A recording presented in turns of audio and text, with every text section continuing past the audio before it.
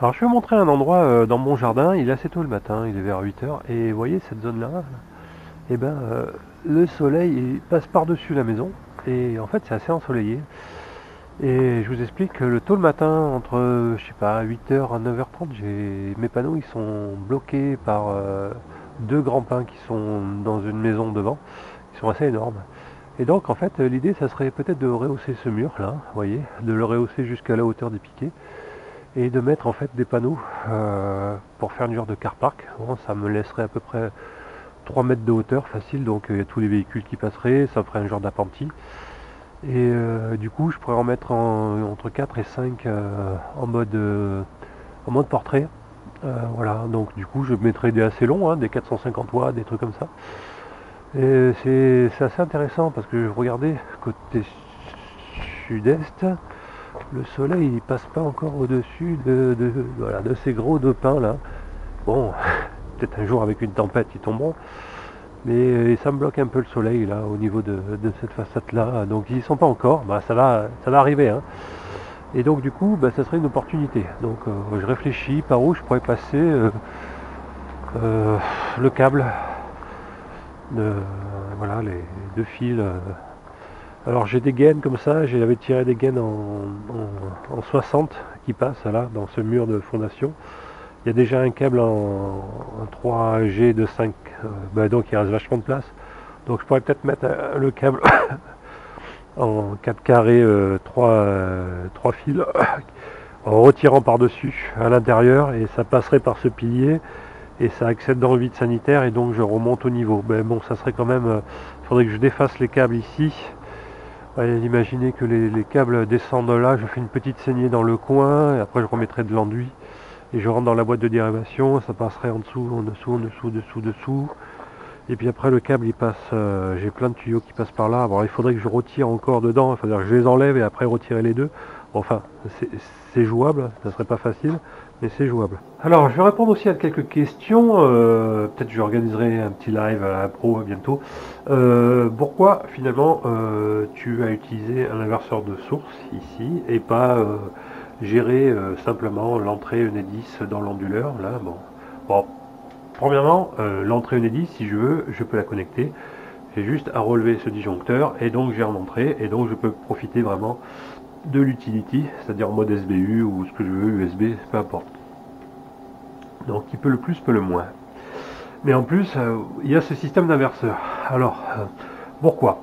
D'abord, il faut savoir que le paramètre, alors je crois que c'est le 41, ouais, de mémoire, ou 11, pardon, excusez-moi, 11, qui vous règle la quantité d'utility, de Nedis par exemple, pour la recharge de la batterie. Et sur l'Expert, on ne peut pas le descendre en dessous de 2 ampères. Ce qui veut dire que si ma batterie descend en dessous d'une certaine tension, ça sera la grille qui va recharger celle-ci. Bon, alors 2 ampères, c'est pas énorme, mais bon, ça fait... Alors que si je passe en inverseur, ces 2 ampères sont pas tirés, donc j'économise. Après, ce qu'il faut savoir, c'est que quand le bouton est appuyé, donc je suis en mode chargeur et inverseur, donc le mode inverseur est actif, l'onduleur il consomme plus qu'en mode simple chargeur, c'est-à-dire quand le bouton est relevé, et ça je peux le déclencher grâce au relais, etc., avec les automatismes. Donc c'est aussi une façon également d'économiser, j'allais chercher les derniers kilowatts. Alors, vous allez me dire, oui, mais bon, tu as une grande batterie, tu commences à peut-être éventuellement penser à rajouter d'autres panneaux. Donc, c'est pas ce kilo-là qui va jouer, enfin le kilo perdu pendant le mode bypass, mode inverseur actif, voilà. Et surtout que je pense prévoir installer une deuxième batterie, donc ce qui me ferait dans les 30 kWh. Alors, d'abord, en ce moment, avec les événements actuels, je pense que tous les transports de batterie, c'est fini, c'est complet. J'ai une petite pensée à tous ceux qui ont commandé des cellules qui transitent par la Chine et la Biélorussie. À mon avis, ça va être un casse-tête sans nom. Voilà. Et donc là, voilà. Donc, et ceci dit, c'est pas parce que j'augmenterai mon parc de panneaux et parc de batterie qu'il ne faut pas aussi essayer d'optimiser les ressources que l'on a. Donc là, je vais voir, je vais essayer de tenir. Bon, on est en fin de printemps. Là, je peux quasiment être off-grid déjà dès maintenant. Mais je vais voir un peu, mais je songe à augmenter par 2. ne serait-ce qu'aussi pour diviser par deux le courant qui passe au travers des BMS, etc. Voilà, l'un n'empêche pas l'autre. Ça dépendra aussi d'un gros facteur qui est le facteur finance. Mais bon, même si, je cherche pas l'autonomie pour, évidemment, entre guillemets, d'un point de vue aspect financier, parce que j'ai un travail qui me plaît et je ne compte pas l'abandonner, donc j'ai pas besoin de chercher un autre travail, entre guillemets, ou de me reconvertir pour avoir un projet autonomiste viable. Donc il y a un peu l'aspect passion, l'aspect challenging, à l'instar de ce que fait Christophe. Donc ça c'est un peu plus mes motivations, en tout cas c'est plus la réalité pour mon compte. Voilà, donc vous avez un certain nombre de réponses, voilà, vous savez, j'ai essayé de tourner au minimum les dépenses, j'ai désactivé les lumières, les écrans backline, j'ai plus les bips, etc. Donc ça c'est les paramètres de l'expert.